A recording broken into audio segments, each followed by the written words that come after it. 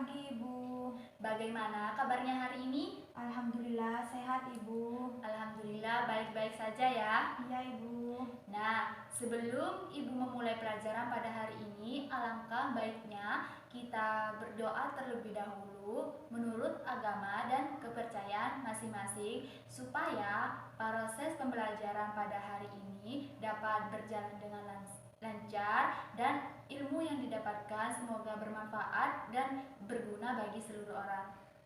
Berdoa dipersilahkan.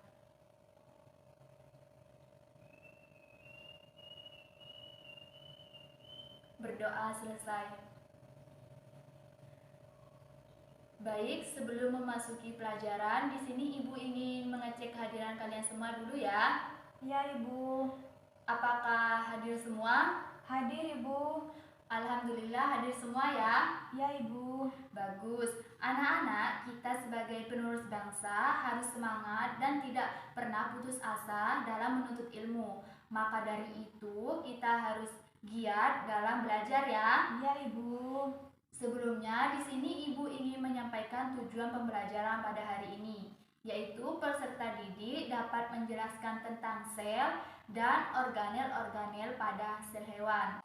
Pada pembelajaran hari ini, saya akan membahas tentang materi sel dan organel-organel pada sel. Sebelumnya, di sini Ibu ingin bertanya, apakah kalian tahu di dalam kelas ini terdapat barang atau benda apa saja yang dapat menunjang proses belajar pada hari ini?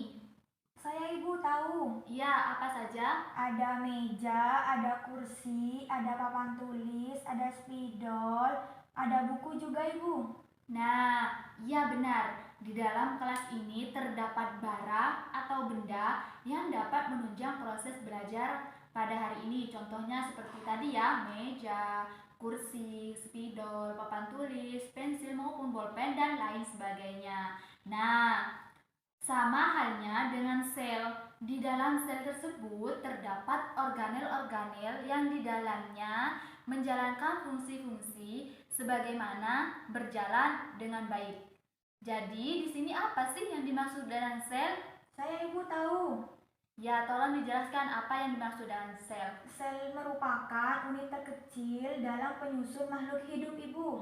Nah, ya benar. Sel juga dapat dikatakan unit terkecil. Nah, sel ini juga dapat dikatakan merupakan unit struktural dan fungsional terkecil dalam penyusun makhluk hidup. Setiap organisme tersebut tersusun atas satu atau dua jenis sel yang secara struktural itu berbeda.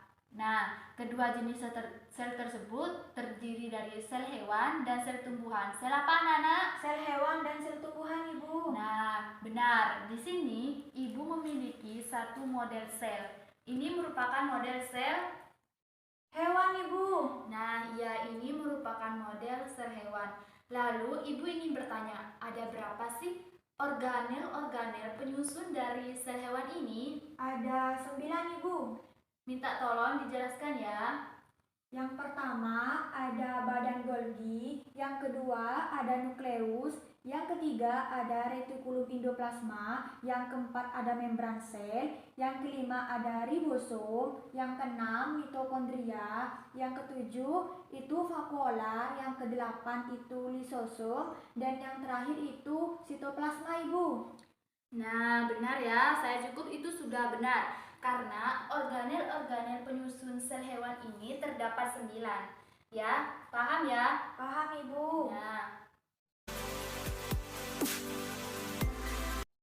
jadi organel pada sel hewan itu ada 9. Yang pertama ini merupakan badan Golgi.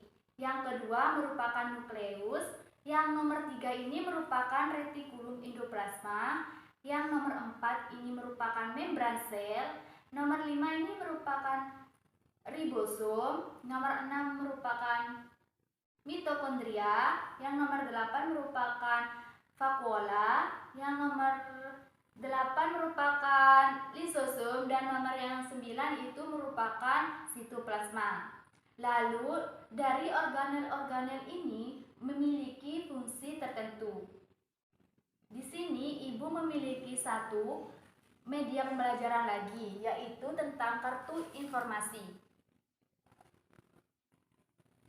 Kartu informasi ini berkaitan dengan model sel hewan ini, yaitu yang pertama, pada organel pertama di sini sudah tertuliskan bahwa badan Golgi. Jadi, kita cocokkan dengan gambar pada model sel hewan ini. Yang pertama ini merupakan badan Golgi.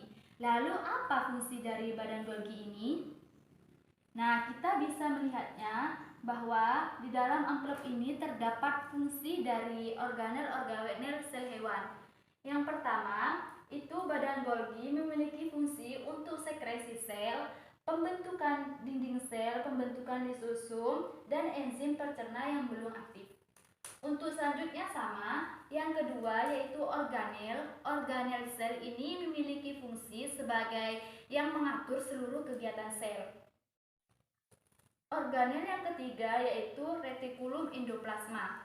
Apa sih fungsi dari retikulum endoplasma ini? Yaitu mengandung ribosom dan berperan sebagai tempat terjadinya sintesis. Yang keempat, organel pada sel hewan yaitu membran sel. Fungsinya yaitu bisa kita baca di sini. Melindungi isi sel, memberi bentuk sel, mengatur keluar dan masuknya molekul atau zat transportasi sel, Ibu. Nah, ya, itu merupakan fungsi dari membran sel. Lalu, fungsi organel yang kelima yaitu ribosom. Fungsinya yaitu sebagai tempat sintesis atau pembentukan protein, Ibu. Nah, ya, untuk selanjutnya itu sama ya. Kita dapat melihatnya, organel-organel sel ini fungsinya terdapat di dalam amplop ya. Jadi, kalian bisa membacanya. Iya, Ibu. Di sini, organel yang keenam yaitu mitokondria. Fungsinya sebagai apa? Sebagai tempat terjadinya respirasi sel untuk menghasilkan energi, Ibu. Nah, ya benar. Yang ketujuh yaitu vakuola. Vakuola ini merupakan rongga sel yang berisi cairan dan dibatasi oleh suatu membran yang sama dengan membran sel. Organ yang kedelapan yaitu lisosom. Lisosom ini berfungsi menerima bagian-bagian sel yang rusak.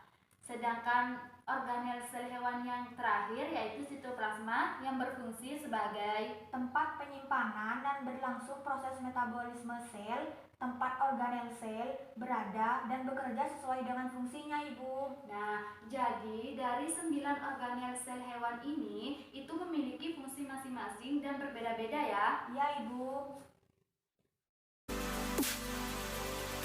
Setelah kita sudah mempelajari dari organel-organel sel serta fungsinya, Ibu harapkan kalian suatu saat nanti saat Ibu menanyakan tentang fungsi dari 9 organel ini, Ibu dapat menjawabnya ya. Ya, Ibu.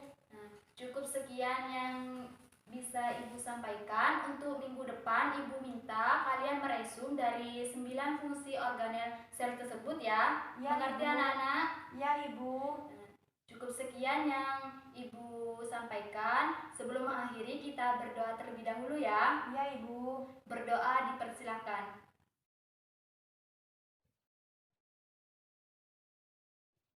Berdoa selesai. Kurang lebihnya Ibu mohon maaf. Wassalamualaikum warahmatullahi wabarakatuh. Waalaikumsalam warahmatullahi wabarakatuh.